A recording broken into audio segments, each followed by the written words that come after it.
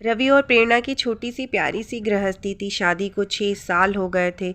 मधुर संबंध और भी प्रगाढ़ हो रहे थे। अनंत 2 साल का हो गया था। अब एक और मेहमान बस 4-5 महीनों में आने वाला था। खुशी खुशी जीवन की बगिया महक रही थी। रवि प्रेरणा का बहुत ख्याल रखता था। प्रेरणा ने भी जीवन के हर एक पल में रवि को हद से ज़्यादा प्यार किया। शादी के 5 साल बाद भी यूं लगता कि जैसे अब भी दोनों में प्यार है और जल्द से जल्द एक दूसरे के जीवन साथी बनना चाहते हों। रिश्तेदारों और करीबी दोस्तों के अलावा शायद ही कोई समझ पाता था कि दोनों पति पत्नी हैं। हाँ, अनंत के कारण भले ही अंदाज़ा लगा लेते थे, वरना नहीं। यूं तो रवि और प्रेरणा की शादी अरेंज मैरिज की तरह हुई, मगर सच यही था कि दोनों एक दूसरे को शादी के 3 वर्ष पहले से ही जानते थे और एक दूसरे को पसंद करते थे। दिल में एक दूसरे को जगह दी तो फिर कोई और दिल में ना आया। दुनिया एक दूसरे के दिल में ही बसा ली सदा के लिए।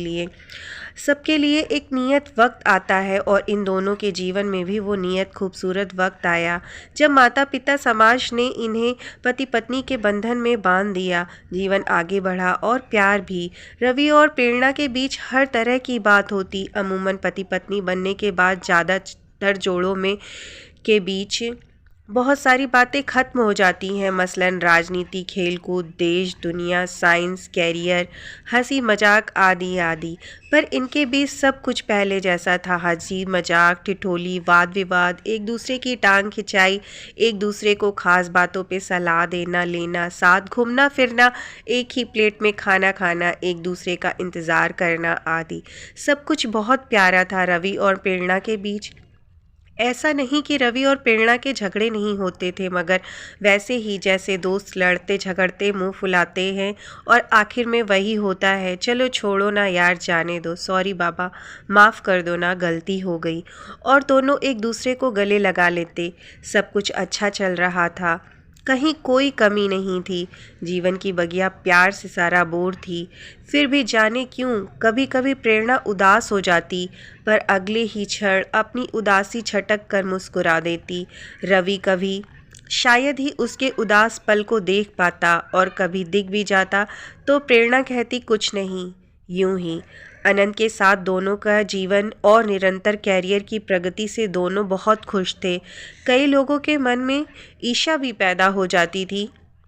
हालांकि रवि और प्रेरणा के बीच भी कई सारे अंतर थे, जो किसी भी युगल में होना स्वाभाविक है, क्योंकि दो लोग अलग अलग परिवार, परिवेश और अलग शहर के लोग एक हो भी नहीं सकते। परंतु दोनों ने एक दूसरों के साथ बड़ी सहजता से हर तरह के सामंजस्य बिठा रखा था। प्रेम चीज़ ही ऐसी है जो स्व का त्याग कर दूसरे को खुश रखने की कला सिखा देती है। मगर इन सब बातों के बीच एक ऐसी बात थी, एक ऐसी आदत रवि की, जो प्रेरणा कभी भी दिल से एक्सेप्ट नहीं कर सकी। हालांकि उसने कोशिश बहुत की। उसने कई बार रवि से कहा भी, बहुत मिन्नतें भी की कि प्लीज़ इस आदत को छोड़ दो, ये हमारी प्यारी गृहस्थी, हमारे रिश्ते, अगाध प्रेम के बीच एक दाग है। कहते कहते तो वो अब 6 साल बीतने को थे। रवि ने न जाने उस आदत को खुद त्यागना ना चाहा या उससे हुआ ही नहीं, ये पता नहीं। जबकि कहते हैं ना कि दुनिया में ज़िंदगी और मौत के अलावा बाकी सब कुछ संभव है। खैर, वक्त बीतता रहा। प्रेरणा ने अपने मन को ही समझा लिया। उसको याद आता कि सभी बड़े बुजुर्ग बुद्धिजीवी लोगों का कहना है कि इस संसार में ऐसा कोई नहीं जिसको जीवन की संपूर्ण खुशियाँ मिल जाए। महान पार्श्व गायिका लता जी के गीत सुन मन को बहला लेती। हर किसी को मुकम्मल जहाँ नहीं मिलता, कभी जमी तो कहाँ भी आसमां नहीं मिलता। वो सोचती कोई बात नहीं, दुनिया में तो लोगों को ना जाने कितना गम है। मैं तो संसार की खुशकिस्मत लड़की हूँ जो रवि जैसा जीवन साथी है मेरा। यही सोच मन में उठती एक हल्की सी कसक को खुद अपने ही विचारों से रगड़कर मिटा देती। मधुर पल और मधुर हो गए थे। नन्हे मेहमान के आगमन में बस 2 महीने की देरी थी। रवि जल्दी घर आता, प्रेरणा को बहुत प्यार देता। अनंत भी खुश था, क्योंकि उसको बताया गया कि मम्मी तुम्हारे लिए जल्दी ही एक बहुत सुंदर गुड्डा या गुड़िया लेने जाएंगी, जो तुम्हारे साथ खेलेगा भी, दौड़ेगा भी और बातें भी करेगा। अनंत को गोद में लिए रवि प्रेरणा के साथ बैठे घंटों दुनिया जहान की बातें करता। प्रेरणा हर वक्त खुश थी, पर कभी कभी अनायास ही पूछ बैठती, रवि तुम सच में अपनी आदत नहीं छोड़ सकते? रवि उसके हाथ थाम फिर वही बात दोहरा देता जो पिछले 6 सालों से कह रहा था, बस 2-4 दिन और दे दो मुझे, सच कहता हूँ इस बार पक्का तुम्हें शिकायत का मौका नहीं दूंगा। प्रेरणा कशक भरी मुस्कान के साथ सर हिला देती। ओके प्लीज़ इस बार ज़रूर। रवि प्यार से प्रेरणा के माथे को चूम लेता, कभी गालों पर थपकी देकर कहता, इस बार पक्का प्रॉमिस। बात फिर ख़त्म हो जाती। एक शाम अचानक प्रेरणा का दिल बहुत किया कि आज आइसक्रीम खाने चलते हैं। वैसे भी 2-3 महीने से कहीं बाहर नहीं निकली थी। रवि ने कहा मैं घर पर ही ले आता हूँ। प्रेरणा नहीं मानी। तीनों तैयार होकर आइसक्रीम पार्लर चले गए। आइसक्रीम खाते हुए खुश थे तीनों। होनी कुछ और ही लिखी गई थी। जिसका समय नज़दीक था। तीनों घर वापस आए। अनंत को तो खेल कूद कर निढाल होकर ही सो गया। प्रेरणा के दिल में आज फिर एक सोई हुई ख्वाहिश जगी। उसने रवि का हाथ पकड़कर अपनी ओर प्यार से खींचते हुए कहा, रवि सुनो ना एक बात, इधर आओ तो। पर रवि ने पुरानी आदत के अनुसार हाथ छुड़ाते हुए कहा, रुको प्रेरणा, बस 5 मिनट, मैं अभी आया, बस अभी तुम्हारे ही पास आकर बैठता हूँ, कहकर रवि बालकनी में चला गया और सिगरेट पीने लगा। अचानक ही प्रेरणा की तेज चीख सुनकर रवि दौड़ा। प्रेरणा वॉशरूम में लहूलुहान पड़ी थी। अब कह रही थी पर उसके मुंह से कोई आवाज़ नहीं निकल रही थी। रवि के प्राण सूख चले। उसने घड़ी भर बिना देर किए एम्बुलेंस बुलाया और प्रेरणा को कुछ ही पल में हॉस्पिटल पहुंचाया गया। तत्काल इलाज शुरू हुआ। रवि तब तक अपने माता पिता और प्रेरणा के घर वालों को भी खबर कर चुका था। सभी आ गए। सभी प्रेरणा के लिए चिंतित और दुखी थे। उधर अनंत घर में अकेला था। सिर्फ नौकरों के भरोसे छोटा बच्चा नहीं रह सकता, इसलिए रवि की माँ को घर जाना पड़ा। इधर डॉक्टर्स प्रेरणा की कंडीशन को अब भी खतरे में बता रहे थे। बच्चा पेट में ही खत्म हो गया था।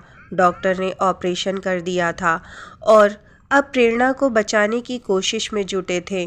थोड़ी देर में अनंत को लेकर माँ पुनः हॉस्पिटल आई। माँ ने रवि के हाथ में एक पेपर देते हुए कहा, ये तकिए के नीचे रखा था शायद। अनंत के हाथ में खेलते हुए आ गया। कोई ज़रूरी चीज़ हो शायद, ये सोच मैं लेते आई। माँ पढ़ना नहीं जानती थी, सो रवि पढ़ने लगा। उसने पहचान लिया, ये प्रेरणा की लिखावट थी और जगह जगह शाही ऐसे बिखरे हुए थे कि लग रहा था उसने रोते रोते ही ये सब लिखा है।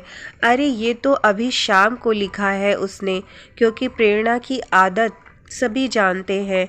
वो कुछ लिखती है तो उस पे अपने साइन करके नीचे तारीख और समय भी लिखती है। मतलब कि जब रवि थोड़ी देर के लिए सिगरेट पीने बालकनी में गया था तभी प्रेरणा ने लिखा था। रवि पढ़ने लगा। पता है रवि, जब प्यार में हम दोनों सराबोर हुए थे पहली बार, जब हम पहली बार अपने अपने दिल की बात एक दूसरे से कहने को मिले थे, जो शायद हमारे प्यार की पहली ही शाम थी, उस दिन हमने समंदर किनारे बने उस कॉफ़ी होम में समुंदर की लहरों को साक्षी करके एक दूसरे से पूछा था कि हम एक दूसरे को ऐसा क्या दे सकते हैं जो सच में बहुत नायाब हो। मैंने कहा पहले आप कहो। याद है रवि आपने क्या कहा था? आपको तो शायद याद ही नहीं है, लेकिन मैं एक पल भी नहीं भूली। आपने ही कहा था, रवि मैं तुम्हारे सांसों से अपनी सांसों को जोड़ना चाहता हूँ, बोलो दोगी मुझे ये तोहफ़ा? मैंने आपकी आंखों में प्यार की सच्चाई देखी थी। उस एक पल में मैंने आपके साथ अपना पूरा जीवन देख लिया था। ऐसे तोहफे आप मांगेंगे ये कल्पना तो नहीं की थी, लेकिन आपकी इस ख्वाहिश ने ही मुझे भी ये ख्वाहिश दे दी कि मैं आपकी इच्छा ज़रूर पूरी कर दूं। दिल में तो ये आया था कि अभी ही पूरी कर दूं, पर मैं शादी के बाद आपकी ये इच्छा ज़रूर पूरी करूंगी, मैंने सोच लिया था। लेकिन साथ ही ये भी था कि मुझे आपकी सिगरेट बर्दाश्त नहीं थी। मैंने अपने परिवार में कभी ये सब नहीं सहा था। मुझे इसके धुएं से अजीब सी स्मेल से हद से ज़्यादा नफ़रत थी। मेरा दम घुटने को होता है इससे, लेकिन फिर भी मैंने नज़रें नीची करके कहा कि सही वक्त आने पर आपको ये तोहफ़ा ज़रूर दूंगी। आपकी आंखें खुशी से चमक उठी थीं। मुझे बहुत अच्छा लगा था रवि। फिर आपने मुझसे पूछा था कि तुम्हें मुझसे क्या चाहिए। याद है रवि, मैंने एक ही चीज़ मांगी थी। रवि, आप ये सिगरेट पीना छोड़ दो।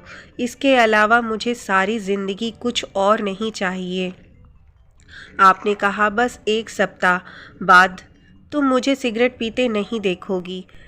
मैं कितनी खुश हुई थी आप इसका अंदाज़ा भी नहीं लगा सकते। लेकिन आपने पलटकर ये नहीं पूछा कि मुझे यही तोहफ़ा नायाब क्यों लगा। मैंने बताया भी नहीं। जानते हो रवि, क्यों यही मांगा था मैंने? ताकि मैं आपकी ख्वाहिश पूरी कर सकूं।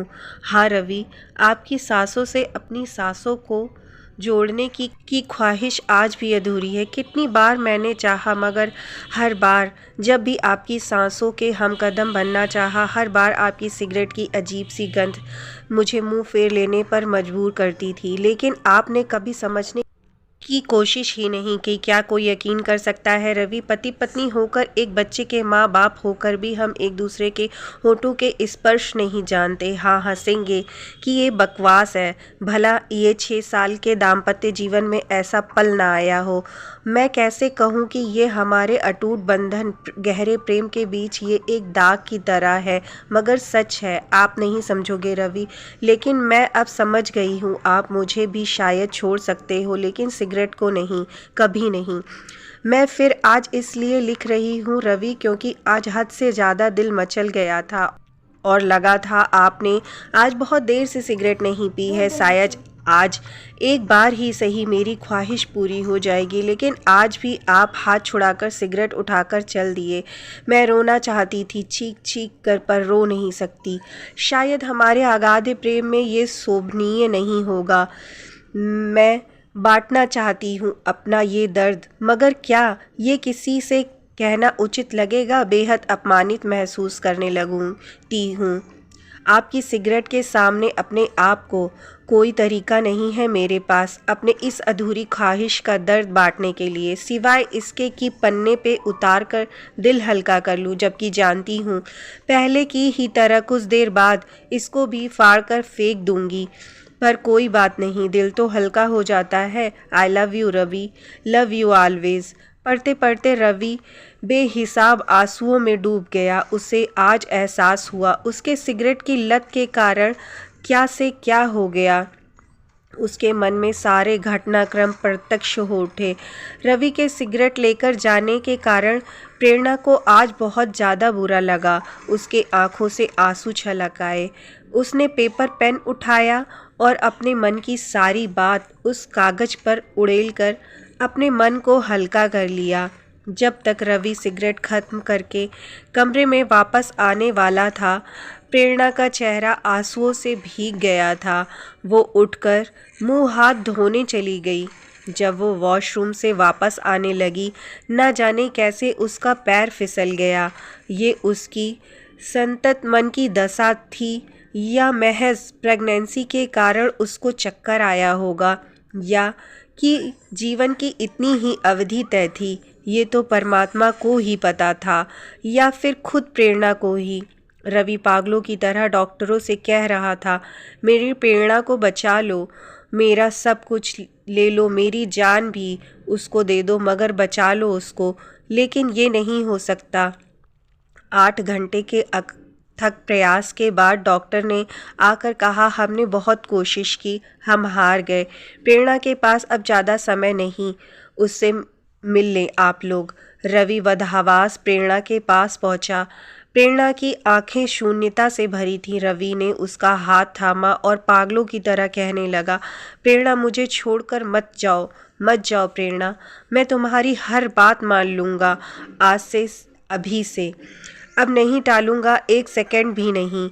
बस मत जाओ, मत जाओ मुझे छोड़कर। प्रेरणा की आंखें रवि के चेहरे पर टिक गईं। वो बहुत मुश्किल से ज़रा सा मुस्कुराई और अपने होठों पे एक मासूम सी अधूरी ख्वाहिश सजाए हमेशा के लिए खामोश हो गई।